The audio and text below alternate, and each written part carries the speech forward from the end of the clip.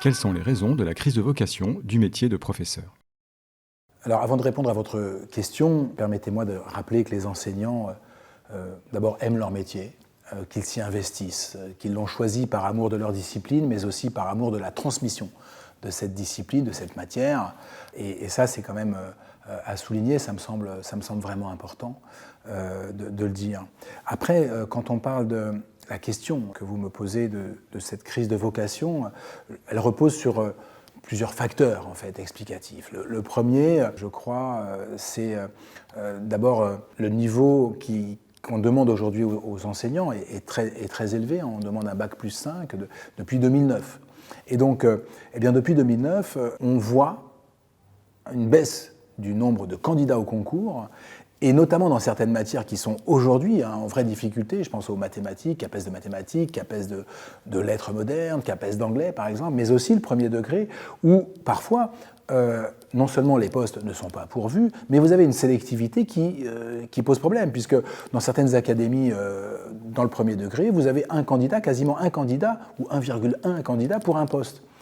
Donc là, on est obligé eh bien, quand même de sélectionner, sinon il n'y a plus de concours, et puis pour garder un certain niveau. Le résultat, c'est que vous avez des postes vacants. Pour ces postes vacants, on fait venir, on embauche des contractuels, certains sont de très bons profs, ou vont devenir de très bons profs, pour d'autres c'est plus difficile, et les contractuels par définition sont plus ou moins bien formés, donc ça pose là des difficultés. Le deuxième point, eh bien, il touche aussi au premier point.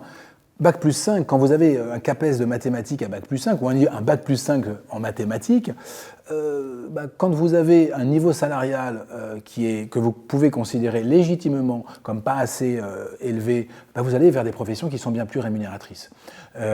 Ça, c'est un vrai problème. Troisième point, je crois, c'est l'image dégradée du métier. Et notamment cette image, je le pense sincèrement, renvoyée par la presse, par les faits divers. Et par définition, la presse ne vous dit pas que au quotidien, ça se passe très bien dans les écoles et qu'il se passe des choses formidables. Pourtant, c'est la réalité, quels que soient les territoires.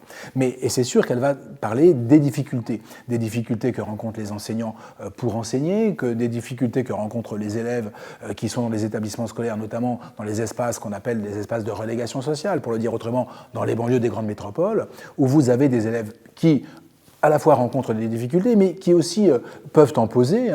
Et cette image de difficulté du métier peut aussi être un repoussoir pour des jeunes qui se disent « je ne vais pas aller passer 5-10 ans dans une banlieue difficile ». Dernier point, le métier de professeur, je crois qu'il faut aussi l'avoir en tête, c'est pas faire ses 18 heures de cours quand on a un prof certifié, 19 avec l'heure supplémentaire obligatoire, et rentrer chez soi.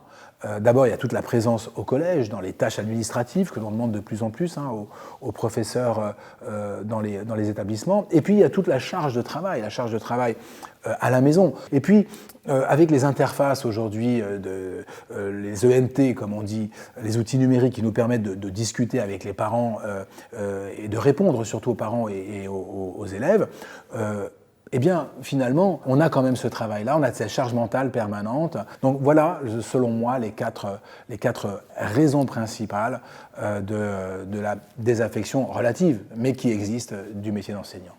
Quelles sont les principales difficultés rencontrées par les enseignants? Aujourd'hui, les problèmes rencontrés par les enseignants sont multiples, et notamment un que je pense nous sous-estimons d'une manière générale, qui est le problème disciplinaire. C'est-à-dire que vous avez des élèves plus remuants que d'autres, qui, pour des raisons sociales notamment, sont plus en difficulté, même dans les relations sociales. C'est très difficile à gérer. Le rôle de l'enseignant n'est pas d'exclure de la classe. Il faut inclure les élèves. Mais c'est très difficile parfois de garder certains élèves qui posent d'énormes problèmes. Et nous n'avons pas de structure aujourd'hui adaptés ou de procédés ou de processus adaptés pour faire face à ces difficultés. Donc ça, c'est une première difficulté du quotidien. Un deuxième point, il y a aussi, depuis maintenant peut-être une vingtaine d'années, un phénomène qui monte, qui est la remise en cause de l'enseignement. On en a vu l'acmé, on va dire, avec l'assassinat, le terrible assassinat de Samuel Paty, mais qui, je crois, est symptomatique d'une réalité qui touche beaucoup de territoires, où des élèves se permettent aujourd'hui, et parfois des parents, se permettent aujourd'hui de remettre en cause ce que dit le professeur et derrière le professeur ce que dit l'école de la République. Là, je crois qu'on a un problème parce que la contestation n'est pas acceptable. Un élève en classe peut ne pas adhérer. D'ailleurs, l'école de la République ne demande pas l'adhésion à ce que l'on dit, mais il n'a pas le droit de contester ce que dit l'enseignant qui, lui, base son savoir sur la science. Parce que la science, elle est démontrable et a priori acceptable par tous. Comment a évolué le corps enseignant depuis les années 90 ?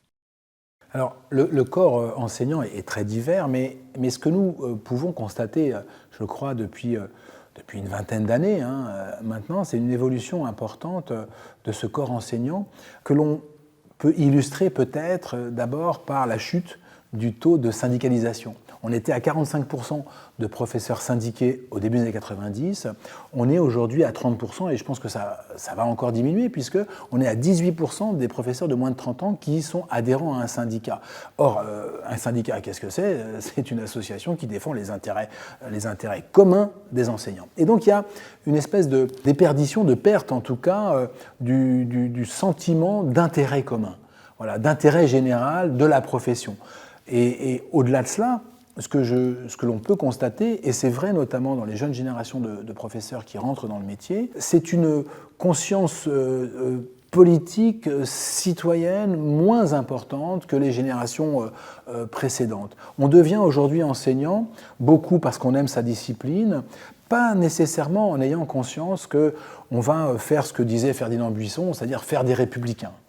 Ferdinand Buisson disait « le rôle de la République, c'est de faire des républicains ». Or, le rôle de l'école, c'est à elle qu'échoit ce rôle de faire des républicains. Et c'est ce que rappelle d'ailleurs l'article 111-1 du Code de l'éducation, faire partager les valeurs de la République. Aujourd'hui, vous avez, je crois, beaucoup d'enseignants qui se vivent comme des individus.